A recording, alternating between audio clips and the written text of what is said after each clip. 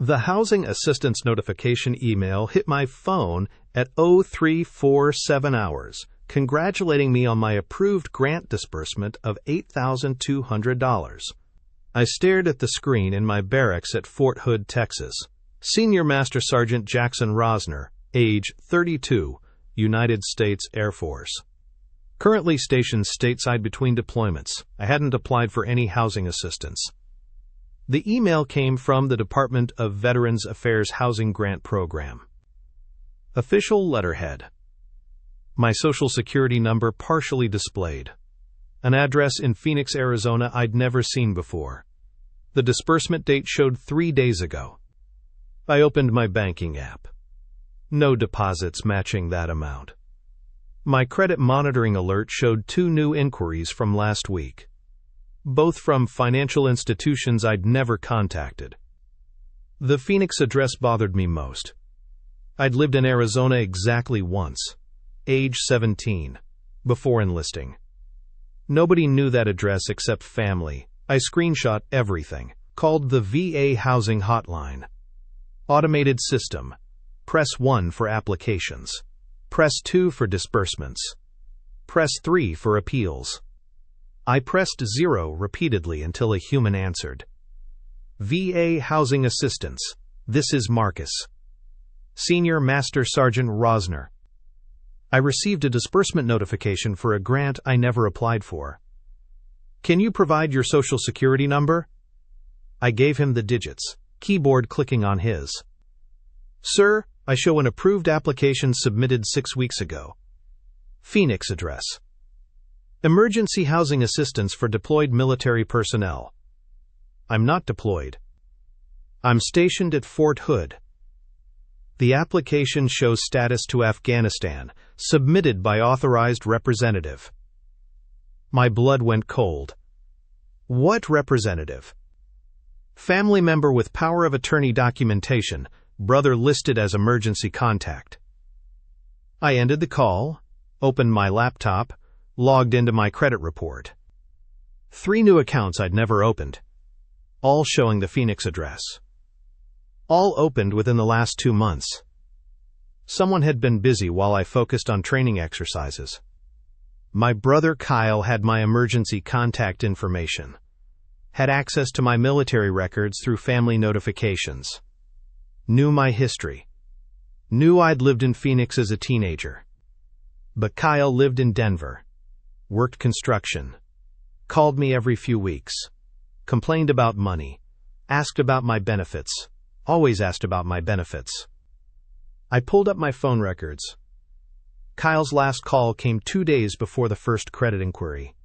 Duration, 47 minutes. Longest conversation we'd had in years. The pieces formed a pattern I didn't want to see. I needed proof before making accusations. Kyle was family. The only family I had left since Dad died 3 years ago. But the pointed in one direction. I called my buddy Marcus Chen from the 3rd Armored Division. He'd transferred to cybersecurity after his last. If anyone could trace digital footprints, it was him. Jax, what's eating you? You sound like someone stole your Humvee. Maybe they did. Can you run a background check on some financial activity? Unofficial. Send me what you've got. I forwarded the screenshots, credit reports, bank notifications, the VA housing disbursement details. Marcus called back within an hour. Your brother's been busy. Found 3 more accounts opened in your name, all using that Phoenix address. Total credit extended, $47,000. The number hit like a punch. 47,000? Gets worse. Found rental applications for 2 apartments in Phoenix. Both approved. Both using your military income verification. Someone forged orders showing you stationed overseas. Kyle doesn't have access to my orders. He does if he knows someone who does.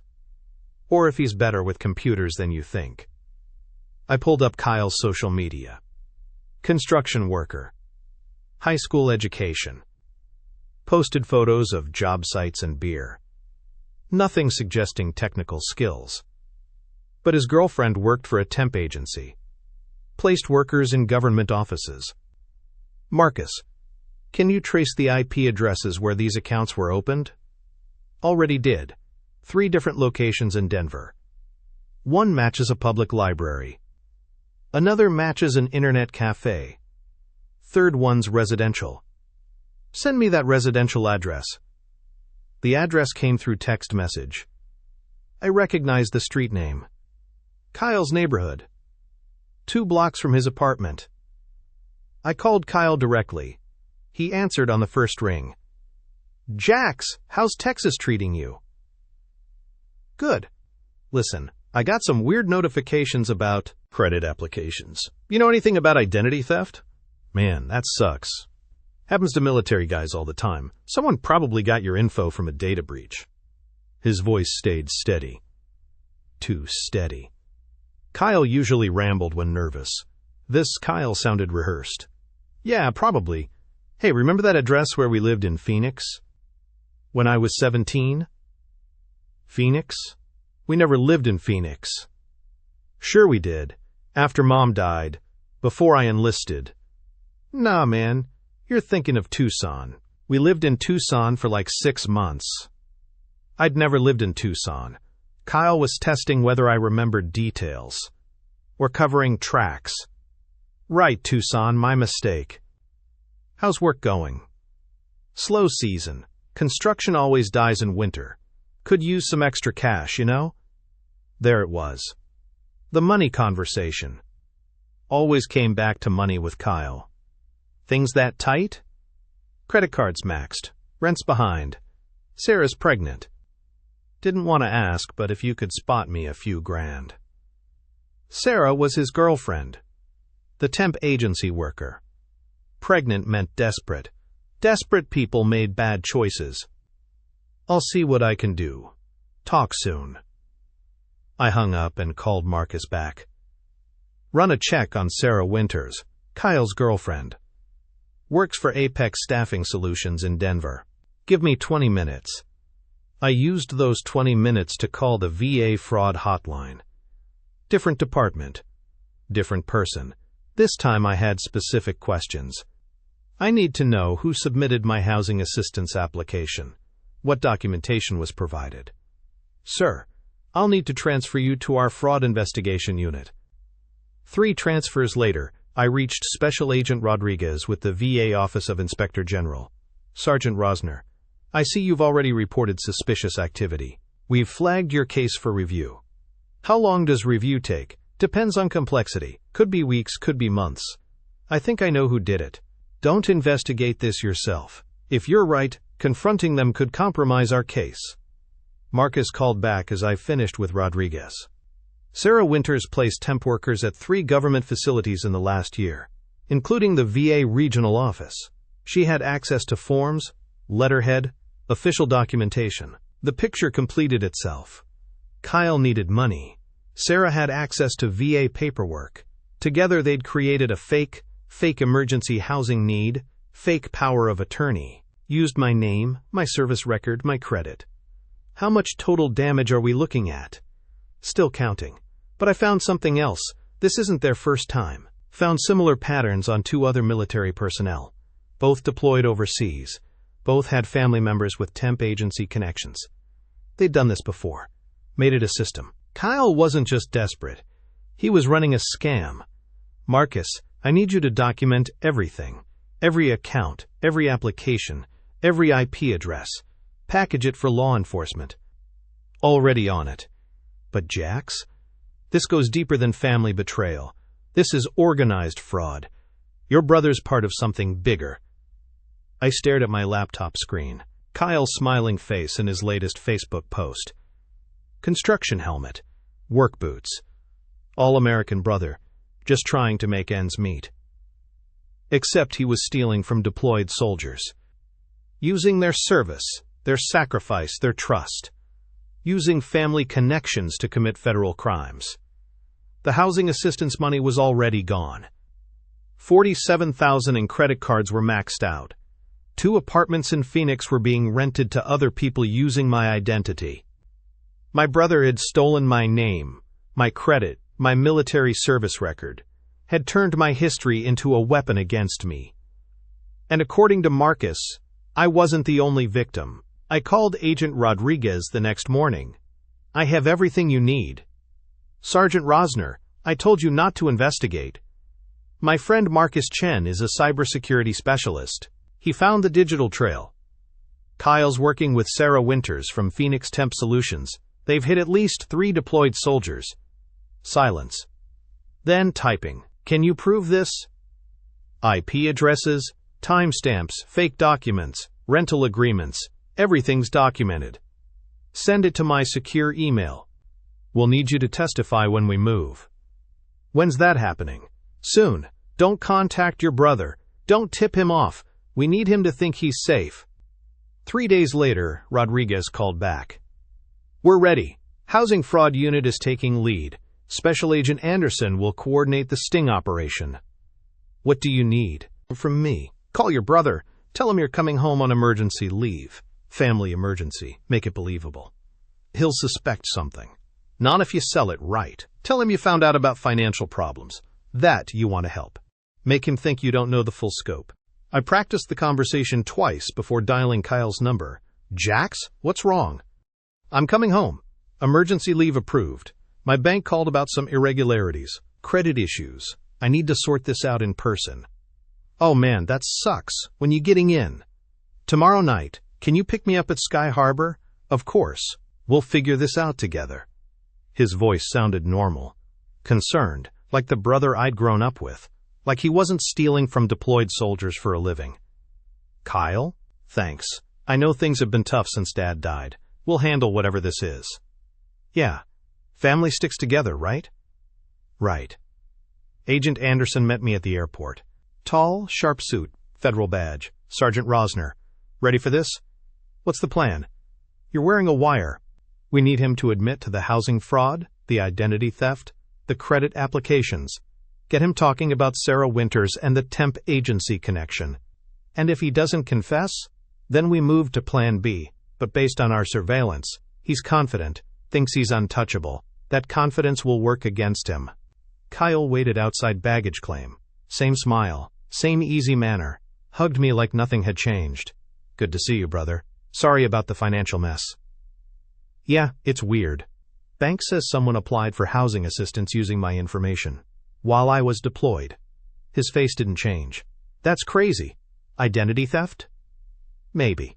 They're investigating. We drove toward his apartment. I wore the wire under my uniform shirt. Anderson's team followed 3 cars back. Kyle, can I ask you something? Sure. You know anyone who works at the VA? Or housing assistance programs? No. Why? The bank mentioned VA housing grants. Someone used my records to apply for emergency housing money. That's messed up. Who would do that? Someone with access to military records. Someone who knew my schedule. Kyle pulled into his parking lot. Let's go upstairs. I'll make coffee. We'll figure this out. His apartment looked different. New furniture. Expensive electronics. 60-inch TV mounted on the wall. Nice setup. Business must be good.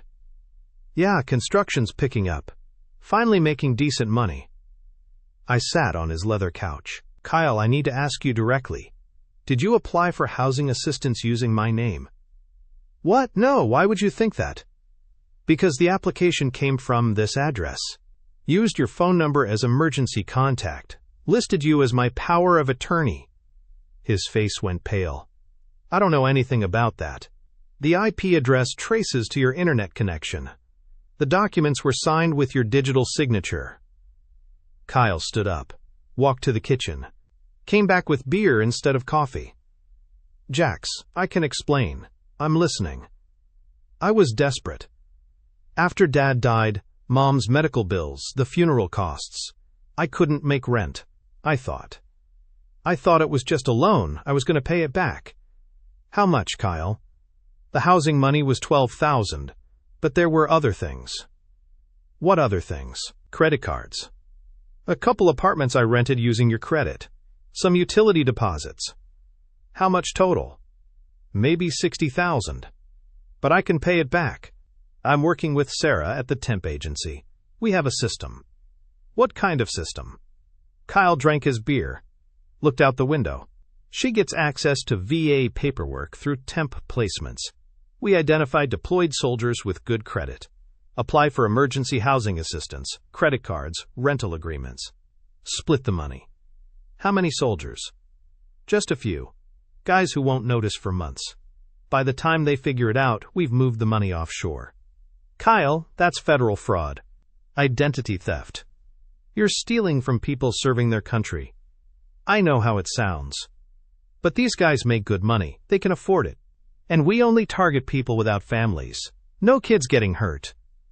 I stood up. You stole from me. Your own brother. I was going to tell you.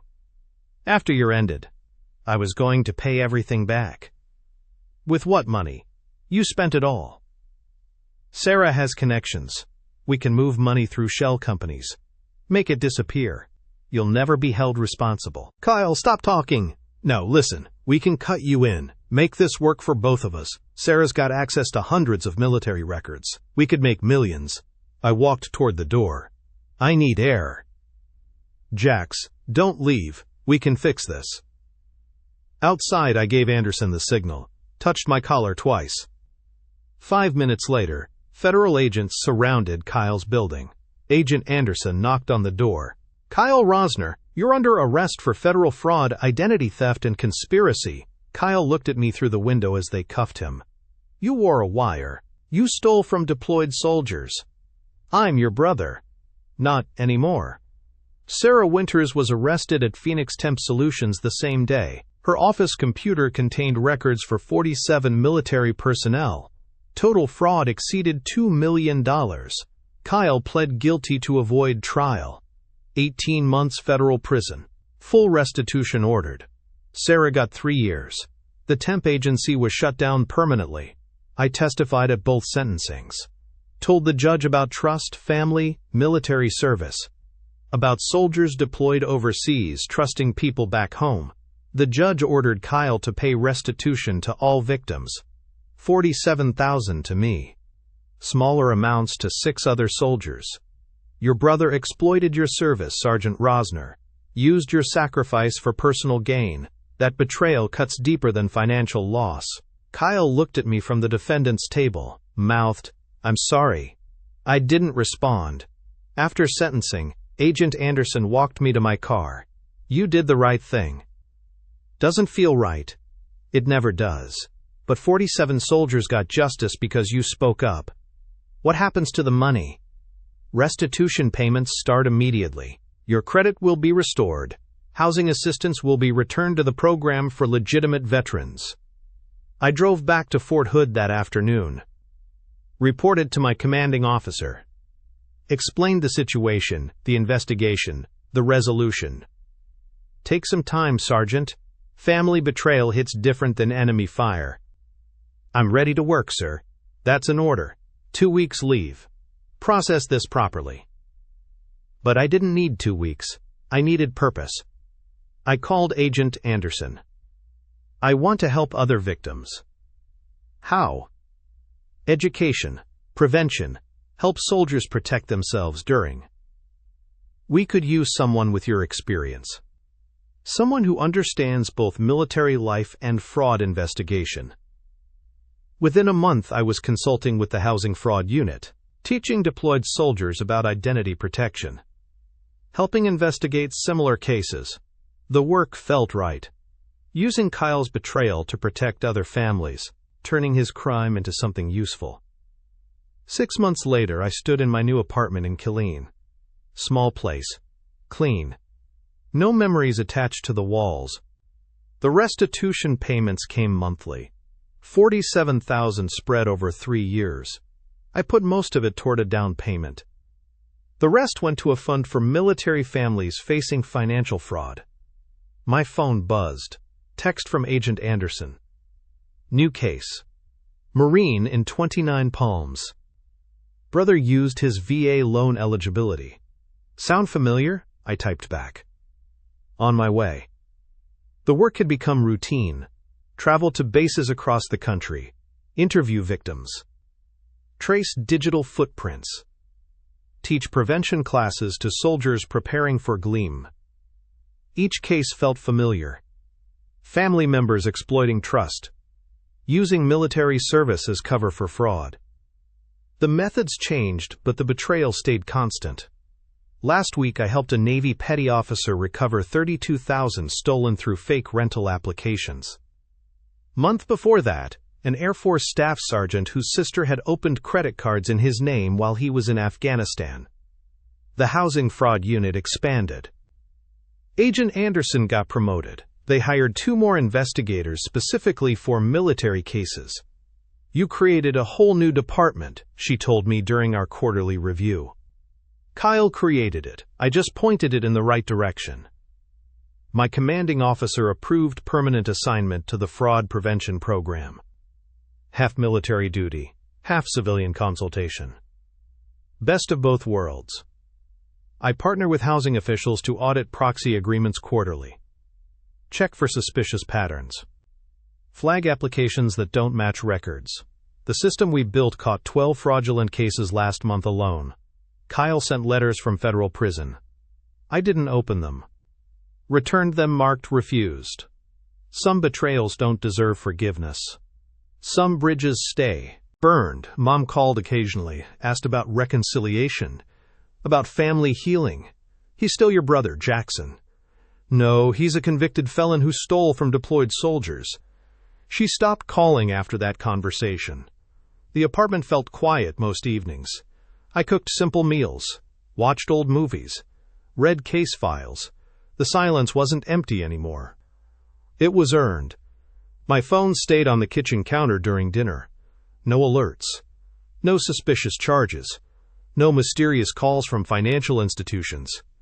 Just peace. The work continued. More cases. More victims helped. More soldiers protected from family betrayal. Kyle's crime had become something useful. Something that mattered. I looked out my window at Fort Hood in the distance. Lights scattered across the base. Thousands of soldiers preparing for. Trusting family back home with their finances, their futures, their lives. Most of that trust would be honored. But some wouldn't. And when it wasn't, they'd know where to find help. The case files stacked on my desk. Tomorrow would bring new investigations, new betrayals to uncover, new justice to pursue. But tonight the apartment was quiet. The phone was silent. The work was done. It was finally over, and the silence felt earned.